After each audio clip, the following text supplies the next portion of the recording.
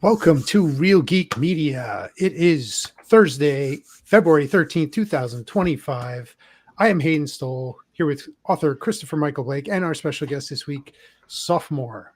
One name, just like Cher. I was going to say you're a Brazilian soccer player. Sophomore, I ain't scared, one of a kind. So we're back again, second week in a row, making up for some lost time. Christopher, what's new? Hayden, apparently after this episode, I've been roped into doing true crime. So we'll see how that works and if we want to continue to try to do something like this. But I'm excited about at least giving something different a little try. You know, it's kind of like going from missionary to doggy. You know, I mean, that's been one there, way to... done that, but just, you know, a little bit different. I mean, when I think about this show, that's kind of what I compare it to, too. And now that we have Sophomore in here, I mean, we could do both. I mean, now you can do anything your mind comes. Now, Sophomore, did he tell you about the banana suit that he's going to wear? I mean, as long as he brings the ladder, it'll be fine. Just making sure he told you about that. It's latex. You know. Easy cleanup. Yeah, there you go. There you go. Oh my goodness. He might like to talk hockey, but that ain't the puck he's playing with. Oh, we're 2 minutes in. Oh, yeah. We just go straight into crash and burn. Yeah. But sure. we're really here this week to talk about the 30th anniversary of Michael Mann's Heat in 1995. This is a classic heist movie. I think it's kind of sets the bar for a lot of what heist movies and these kinds of thriller movies want to do. I don't know are you guys fans of Michael Mann at all? Give me his dossier, Hayden. Oh, okay. Hold on. I got to pull I told it up. you he'd get excited. There we go. Michael Mann. I guess I'll find his filmography. Okay, Thief in 1981, as James Caan was in that. Christopher, you and I watched The Keep a year ago, I think. To mixed reviews. Manhunter, Last of the Mohicans. Another great one. Heat, The Insider, Ali, Collateral, Miami Vice, Public Enemies, Black Hat, and Ferrari. Yeah, Ford versus Ferrari, very good. I've seen that in theaters. He was actually the executive producer on that one, but his movie was Ferrari with Adam Driver, which I don't think as many people went to see that. I did not see that one, no. Yeah. I guess he was big into that whole Ford v Ferrari. He's like, I could make my own movie of this, and just didn't work out. I'm a huge fan of Michael Mann. He was involved in Miami Vice television series, or the creation of, and he's got a very his films have grounded in reality. It's really gritty and grimy. You have criminals, you have cops. A lot of his films center around some of that. I'm a big fan. His more recent works are not as well received. Christopher, I think we saw Black Hat together. That might have been 2016. I don't even know if you remember that one. That was the one with Thor. Chris Hemsworth as a hacker. That was not a very good movie. I was not happy with that one. It had its moments, but it had some good scenes that, you kind of wish there was more stuff like that. But in any case, we're here talking about Heat today. So the first time you see it, you've seen this. I don't know. This was I was a senior in high school when it came out. I did not see it that year. I saw this in college, and or I guess I was a freshman in college. Freshman college, yeah. And it really draws you in because you got the criminal side, you got the cop side that are chasing them. Last week we talked about Den of Thieves, and I my feeling was that I was trying to be a more modern version of Heat, and in ways I think it attempted that. But this is really again the blueprint for it. You're involved in both sides. You're involved in. You get the heist at the beginning. They knock over the armored truck for the bonds, and then here comes the the robbery homicide division. They're starting to investigate. Right off the bat, compelling characters, compelling dialogue, good action, realism. Yeah, it's a fun movie. Fun movie. Sophomore, what did you think? So I may have a little bit of a unique perspective here because the first time I saw this movie was 2 days ago. Yes. Because I had thought I had seen this movie. I knew all the scenes. I knew everything. And then I'm like, let me rewatch it just to be prepared. And I'm 20 minutes in. And I'm like, I don't remember any of this. And then I realized I have not seen this in its entirety. So I had my first go through of the entire movie. My wife was out 23 minutes in. She was already asleep. But I went through the whole thing. Yeah, I may have some hotter takes on some of the things. I like some of the things it did. I dislike some of the stuff it did. So I'm curious to see where we land on some of it. Maybe it's just me coming from it from a 2025 perspective rather than a late 90s, early 2000s perspective. Don't know, but there was some good, some bad for me. Nice. Christopher, what about you? This is a stark contrast to the movie we reviewed last week, Den of Geeks, Den of Thieves 2. Yeah. You start off and Macaulay's walking through the hospital, and he goes to hit the button, and he uses his elbow because he doesn't even want to leave a fingerprint or anybody to see he's wearing gloves when he's stealing the ambulance. And that's something that these two just lacked. There was any kind of intelligence, any kind of setup, anything that they kind of put together. Then you got Tom Sizemore's character, Slick going to pick up Wayne Grow, who's like the biggest scumbag on the planet. It's like the homeless guy under the freeway that you could find in prison. It's like, oh, come on, hang up. Wayne Grow. But it's the truth. And it's just, it's a very good, smart movie. I didn't like how he named Trejo's character Trejo. But when in that doubt, threw me for a little bit. It was either that or Machete, but they went with Trejo, which is fine. It was funny. I was watching a interview with him today, and he was talking about the director Robert Rodriguez in Once Upon a Time in Mexico, and he handed him a knife when he came in for the audition. It says, "You look like every guy who used to beat me up in high school." That's what Rodriguez said to him. And Trejo said, "I was every guy who beat you up in high school." Because he'd been through San Quentin, and he'd been in all these different prisons. And Rodriguez handed him a knife and says, "Twirl this."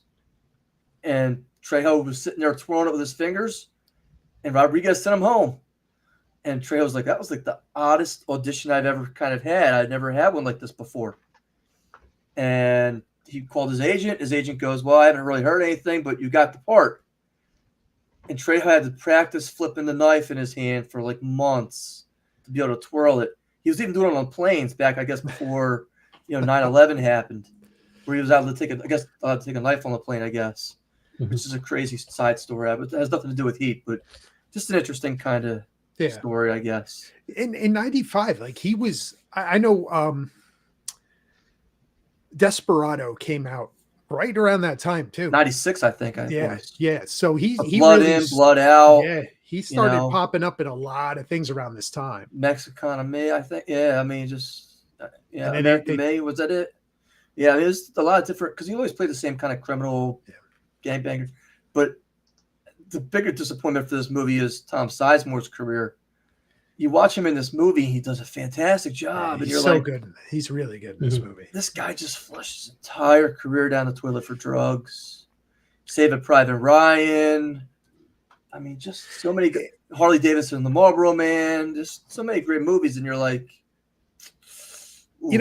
You bring up Sizemore, and it's like with him, outside of like, if you're not looking at him in this movie, and what I come to expect from Sizemore is like overacting and kind of just real, like, just way verging on like Nicolas Cage kind of crazy.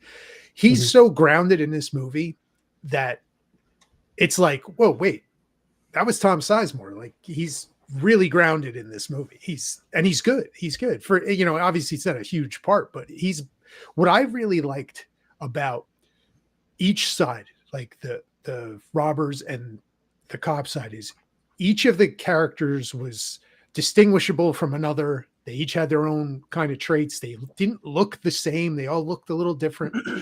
So you could easily like tell them apart. And on the cop side, the same thing, right? You know, obviously the most you get is DeNiro, or I'm sorry, Al Pacino, right? But you kind of get who his, you know, right-hand man is and who the other guys. Yeah, Monk, yeah. Yeah. So, you know, you kind of get that those guys are all fleshed out, right? And, you know, and what I'm getting at is, and I was going to show this to you guys later, this movie originated as a TV series Michael Mann developed. It's called LA Takedown. I don't know if anybody knows about this. Just by your looks, Christopher, that's a no. Sophomore says no. I'll give a verbal no. So LA Takedown was developed as a TV series, kind of like, we're going to do like an LA version of Miami Vice. Okay. Mm-hmm. So they didn't pick it up as a series. They turned it into a television movie. And I actually watched that as well. It's directed by Michael Mann. It's basically, if you were to watch like a Temu version of Heat, it's basically that. Or if you went to go make a Heat fan film, that's what it looks like. Mm-hmm. Right. And I'm going to show you real quick, just some side by sides, just indulge. Now, these aren't clips, are they? Yeah. I'd be We're careful. Good, We're good. We're good. What do you mean? We're good. We're going to stop it. We're not letting the whole thing run. Stop. We'll stop it partway through. It's a real brief clip.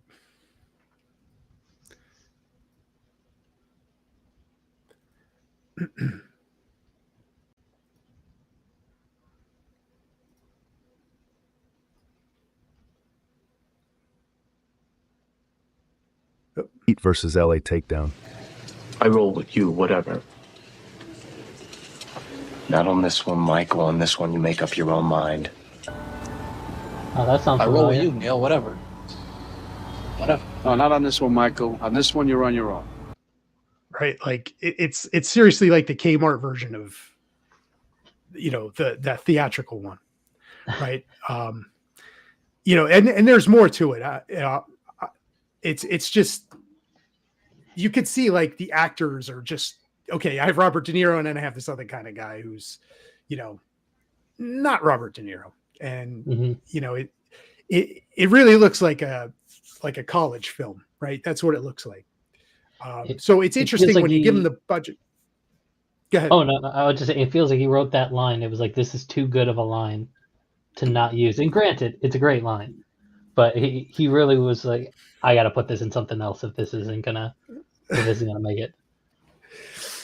So like the characters are all the same, right? It's this, some of the names change in it, but you know, it's Vincent Hanna, it's, you know, Michael, it's the whole crews are the same. It's just an odd, like it's on YouTube, you could go pull it and watch LA Takedown. It's like an hour and a half and you're just gonna be like, oh my God, like I feel like I could have made this movie in college. Like it's that weird when you watch it. But yeah, you can see when you get a budget and you get like actual, you know, expensive cameras and top tier actors, what you can do with it, right? Mm-hmm. Basically the same story, but you get the lines delivered in a manner that there's more weight to them, right? And you get better performances. It's interesting. Check it out. LA Takedown. I think it's interesting to note that, you know, Tom Sizemore in the movie is supposed to be the heavy, right? He's supposed to be the tough guy. He's supposed to be the tall guy in the movie, the big built guy, right? I mean, that's what he's supposed to be. Mm-hmm. Yeah. How tall do you think Tom Sizemore is? Oh, maybe 5'10". That was an excellent guess, Hayden. I would have said 6 foot. So, I mean, like, I'm taller than him. You tower over him. I mean, that's just crazy. I think when you cast like Al Pacino as your lead, you kind of stay in that range because he's kind of on the short side. So you don't want somebody towering over him. But still, Val Kilmer played Batman. Yeah. So it wasn't like it was, we're going to pick somebody who's short. I mean, you would think DeNiro, I don't think of a short guy when I think DeNiro. Yeah. Mhm. Yeah. But that's just me. Yeah. I have to ask, Sophomore, you said you weren't Yeah. so impressed with some of this movie. What were you not impressed with? So I felt like the movie could have ended about 45 minutes sooner than it did, in my opinion. And I understand why after seeing it. I'm like, okay, I get what they were trying to go for, why the extra scenes were. I mean, like Natalie Portman's character at that point hadn't done anything. It had been in like 2 scenes and then was gone for 2 hours. And I was like, okay, I guess that plot line isn't going anywhere. And then it did. So I get why. But I remember distinctly pausing it to grab a drink and going, there is an hour left in this movie. And I feel like it's going to end in 10 minutes. So I'm like, where is this going to go? So at that point, I was losing a little bit of hope. I'm like, I don't know what they're going to do here. They did clean up. I like how they finished that trail. How was it Neil, Robert De Niro's character, couldn't let it go, and they show him like fighting with it. He can get away.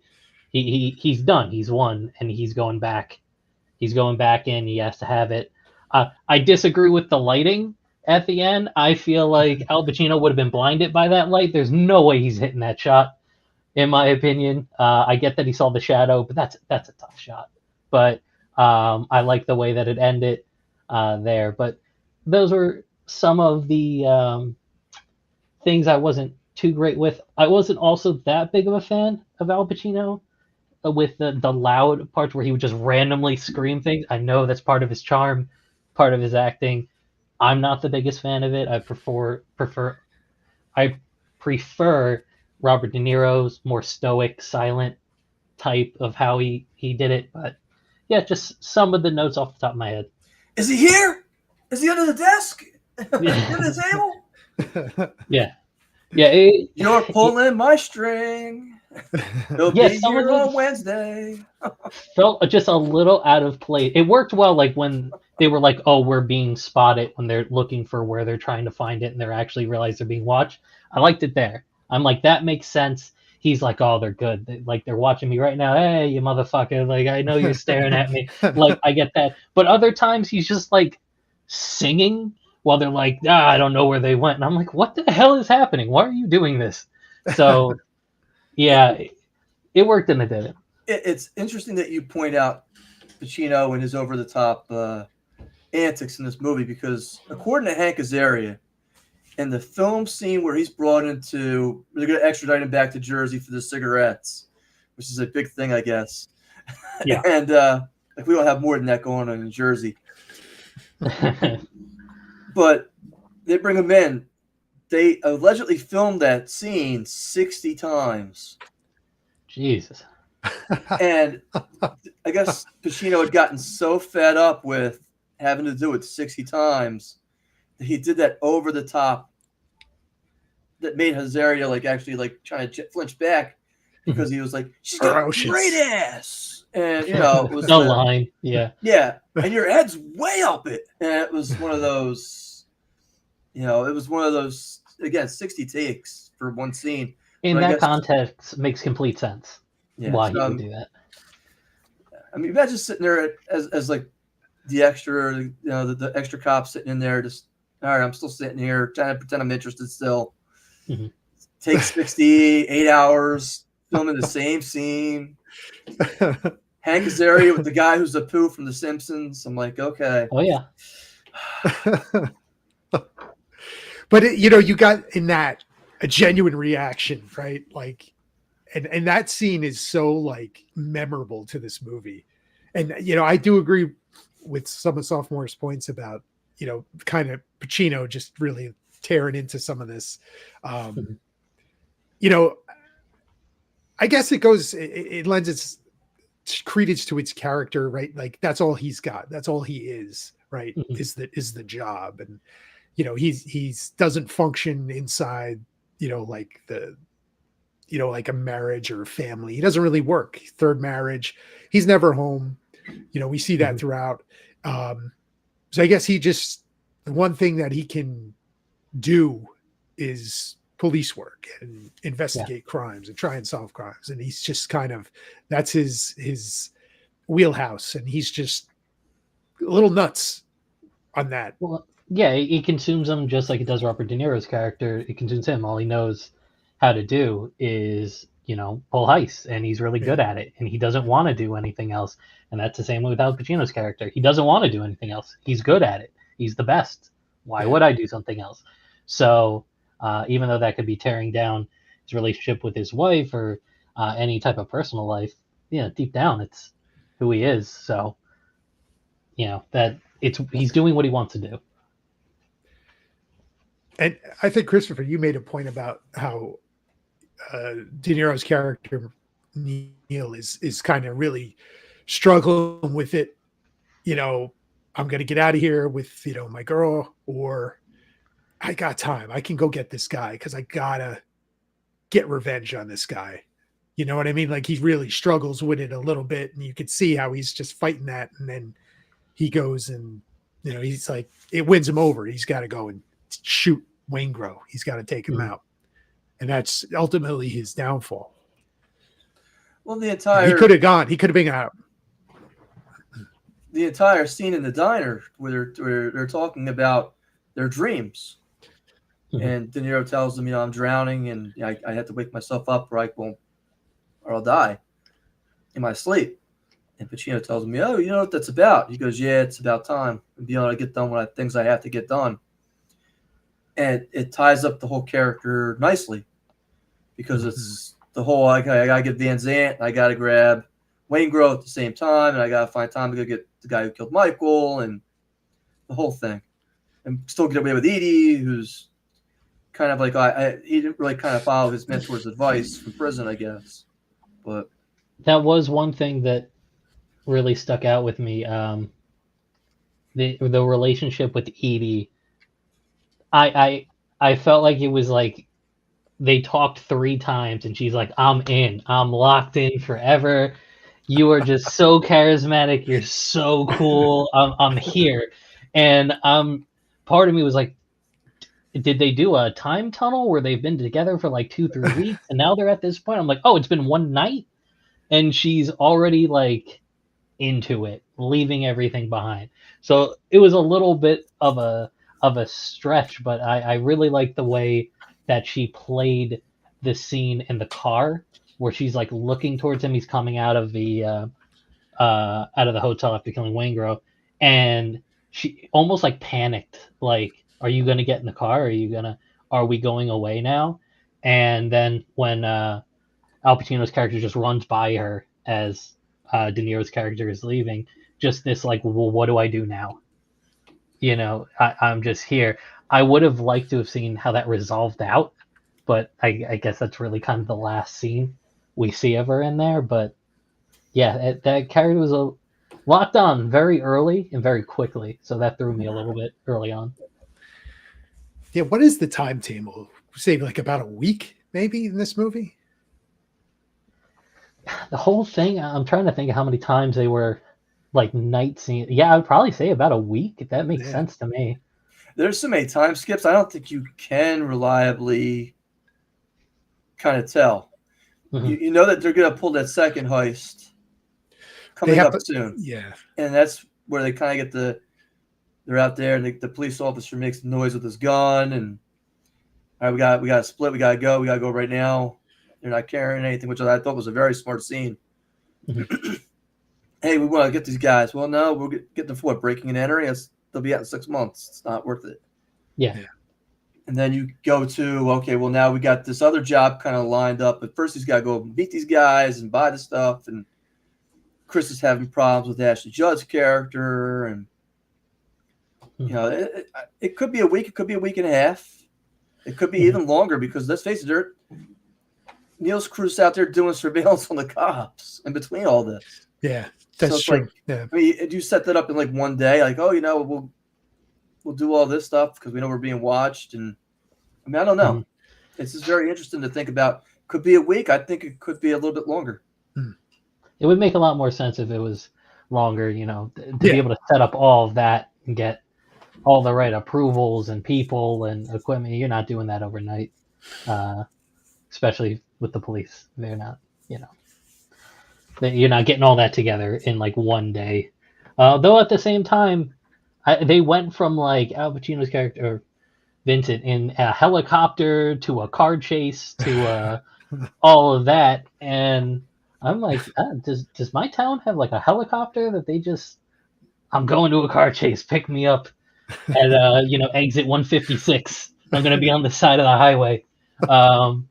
But yeah, it led to the great diner scene where they had that conversation, really had them. And I guess that's one of the, probably the biggest scene, I would say, in the movie, is that conversation. For me, it's gonna be the bank scene, where the shootout scene. Yes. I say I'll remember a lot of that. I'll probably remember it most because Ted Levine, Bosco, when he just ate it, got shot, and they just held on him for a second. I remember I went, oh shit, like his character's just done. Like, that's it. No fanfare, no holding his head up while saying, oh, tell my son. No, he's just gone. That's it. And I feel like now a lot of movies now, they will draw that out for 7 minutes, and it was just 1 second down. And you talked about realism a lot, and that's how it would happen. It's really sad, but somebody would they're just down. There's no speech and the whole thing. He's just down. That really took me by surprise. But I would say just for like that one-on-one, I'll probably remember those two scenes the most. The diner scene, them having that conversation, and of course the shootout.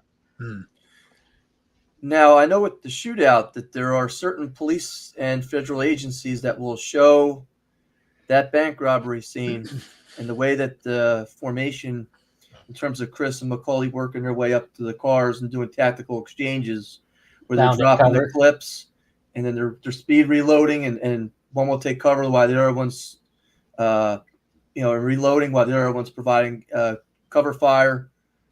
They will show that clip to police and law enforcement and to different military agencies to show what a tactical exchange should look like and how you actually go about providing cover. So that does kind of happen because of the realism for that scene. So the way, with the speed at which that whole thing kicks off, right? In other movies, you'll get, okay, they see the cops, then they're like, oh, they're coming, we got to prepare. As soon as Val Kilmer saw the cops, he was just up and firing. There was no thought, no question. He's just, I got to take this guy out, and then boom, you're involved in just the sound quality of the fire exchange is so loud that this for me is like, oh man, this scene is so loud, it's crazy, it's just chaos. And I'm trying to remember, Christopher, you might remember the robbery in LA where they had the body armor. What year was that? 96. It was the year after this. Okay. So because a lot of people compared that scene to what happened in the movie Heat, because these guys would not go down. Yeah. And the police officers were in LA at the time were very under-equipped. They only had shotguns and handguns at the time, and the rounds weren't penetrating the armor these guys were wearing. So they end up having to bring up the heavy artillery and have M16 assault rifles driven in at the time. Yeah, didn't that actually change policy? That's why a lot of, they'll at least have a few units that have like an M4 or something like that, just because of that situation. Yeah, I don't know about that, but yeah, that sounds about right though. Yeah. That scene, before we move off the diner scene, we had Pacino and DeNiro both in Godfather Part 2. Never shared the screen together, and this was the first time that they shared a screen together. Mm-hmm. Was that diner scene. And as short as it is, there's good dialogue. Do you see a Born to Lose tattoo on my chest? Just these two guys, we had talked about, their dreams and, their plans. And now that I've been face to face with you, I'm going to take you down. I'm not going to like it, but I'm going to do it. Right. And, it's just two guys that respect each other, but are still going to move you out of the way if I have to. Right. Mm-hmm. So they end up having that respect for each other, even toward the end of the movie, like when Vincent kills Neil, and you get the hold his hand, and I told you I wasn't going back, right? Like, which they used in Den of Thieves at the end of that shootout too. So that became like a staple, right? Yeah. And within the shootout, it's they pick up oh man, I forget, Dennis Haysbert to be the driver because Trejo was compromised. Did you want some Allstate insurance? He needed it. Yeah.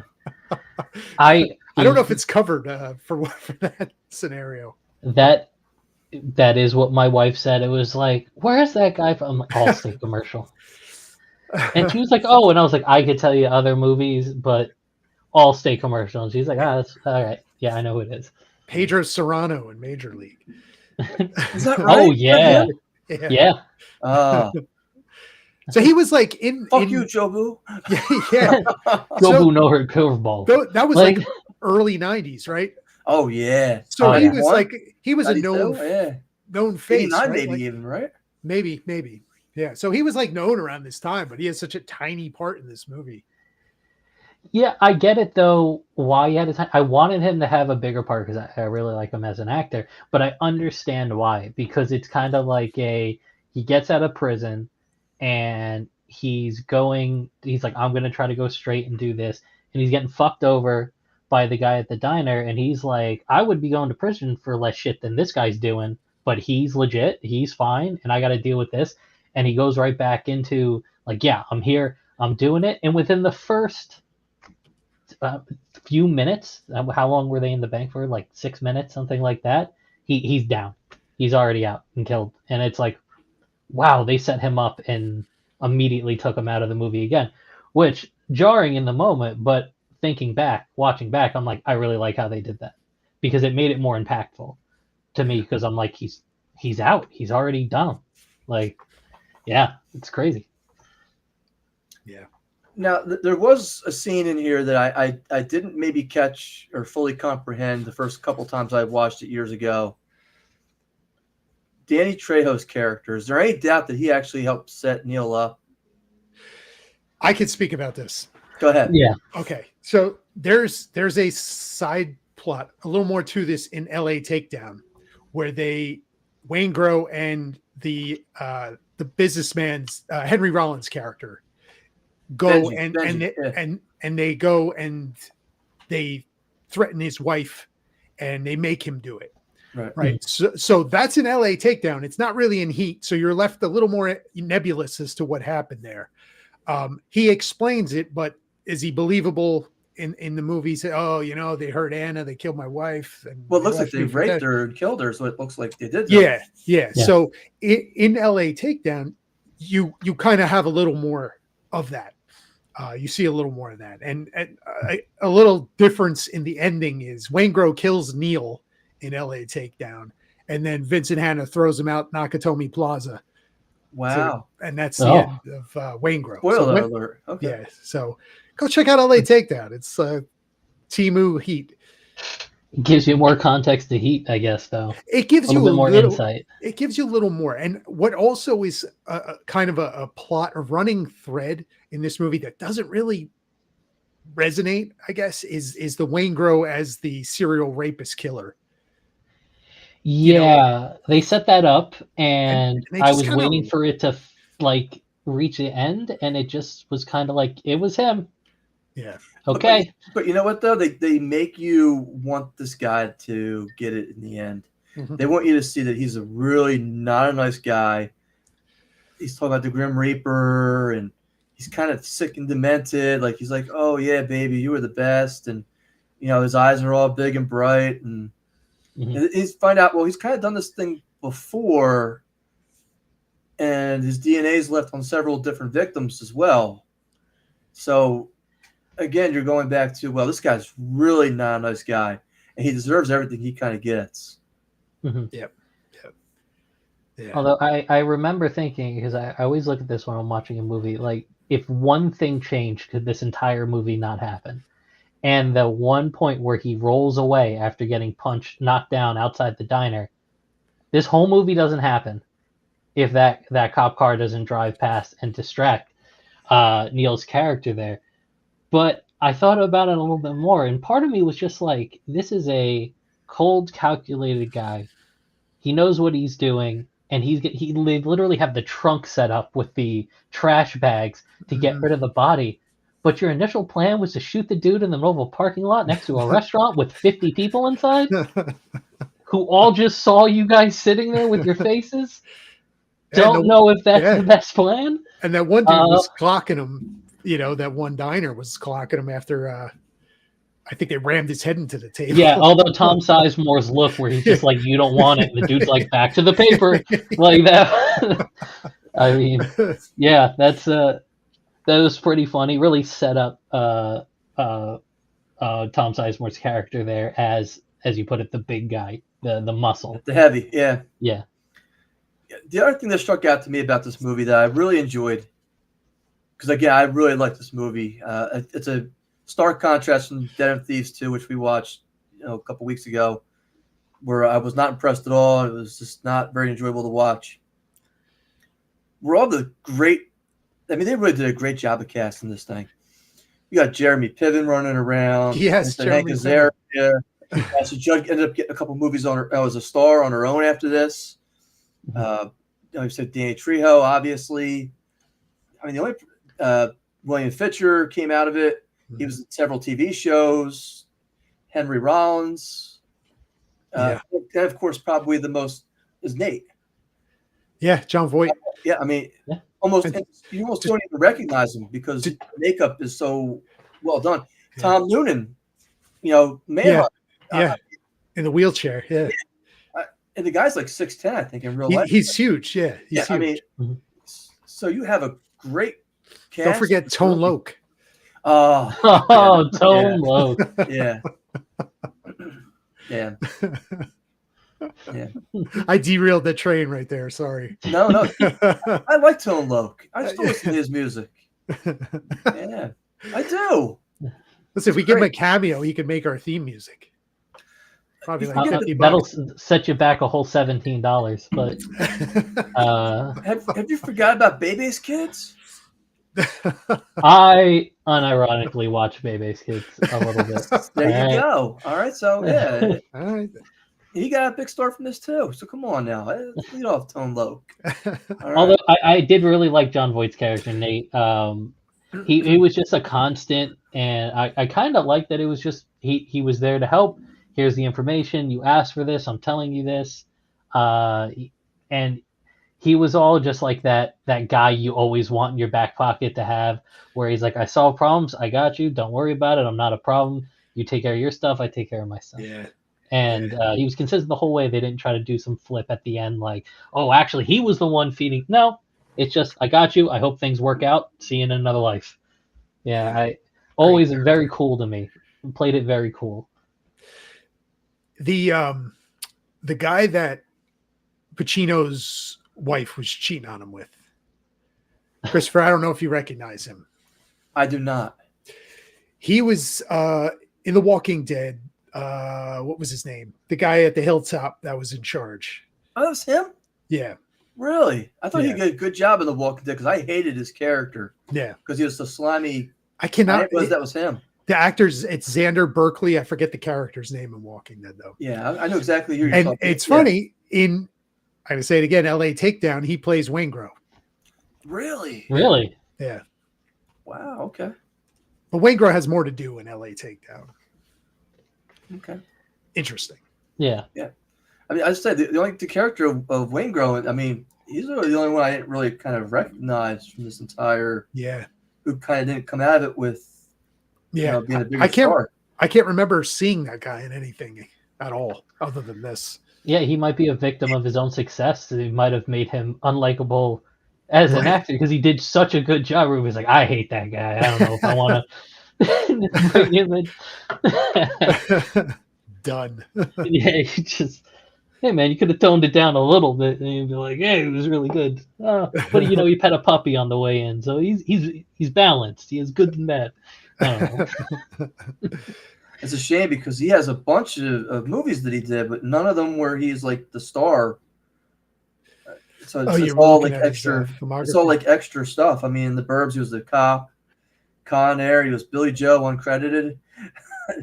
G.I. Jane, Instructor Max. I mean, you know, it's just, yeah. Again, nobody you would even kind of be like, oh yeah, I remember him. Yeah, which is a shame. Huh.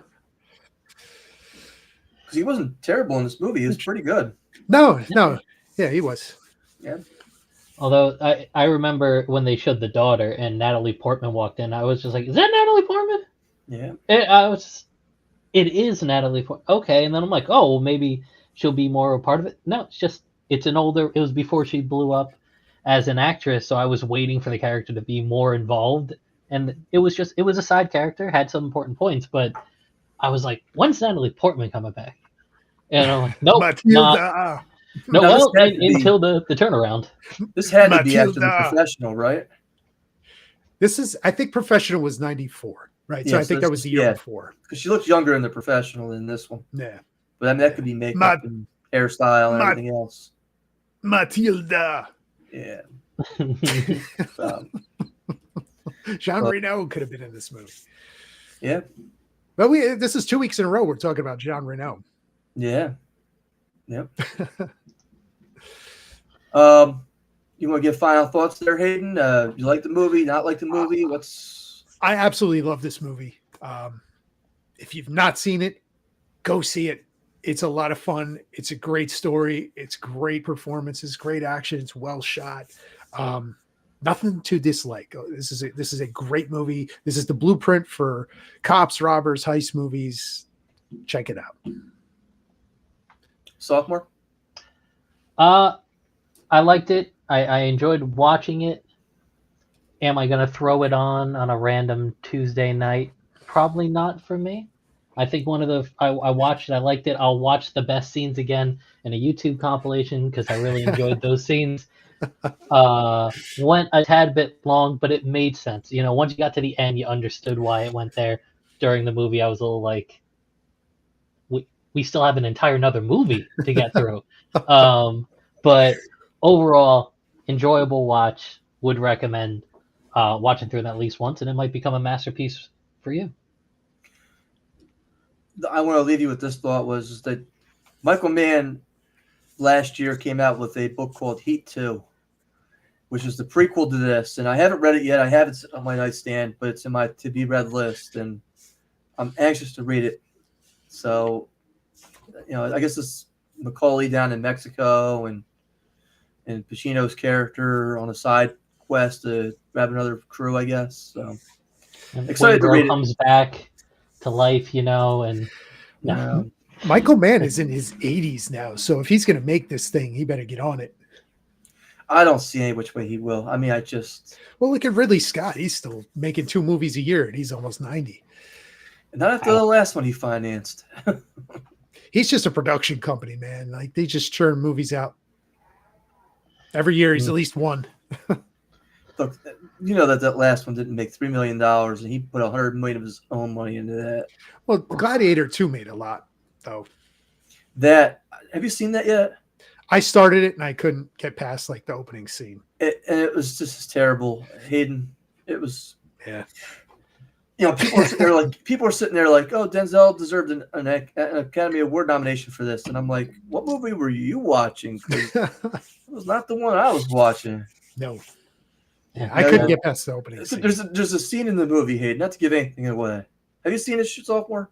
No, I haven't. And after hearing this, I'm kind of glad we were going to go to the movies to watch it. And then something happened. We wound up not going that night. And we never rescheduled the ticket. So there's 2 emperors, and one of them gets off. I'm not going to tell you how. Yeah. So we got to have a co-ruler. What do we name? The monkey. He's going to be our co-ruler. Oh, boy. And it's like, okay, yeah. That's like the best part of the movie. It's like, totally did not see that freaky shit coming. But yeah, I mean, other than that, it's just really not. Yeah, it was not very good. Not very well done. Yeah, Pales in comparison. It's a shame because they had some scenes in there that could have really been very well done, but they just were not. Yeah. You know, the water scene was really kind of glanced over. They got sharks in there. I'm like, where are you getting a shark from? Or an alligator, just you go around eating people. I'm like, come on, where is this? You know, I don't know. Really playing up the whole. They used to flood it and have sea battles. It's like we get it. I don't think they had polar bears on dirt ground. Yeah, it's just, yeah. I don't know. But yeah, so Gladiator 2 was no, but Heat yes. So. All right. All right. Well, there you go. That's our review of Heat for its 30th anniversary. Christopher, what do we got next time?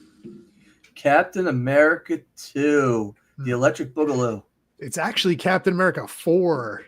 Well, look, hey.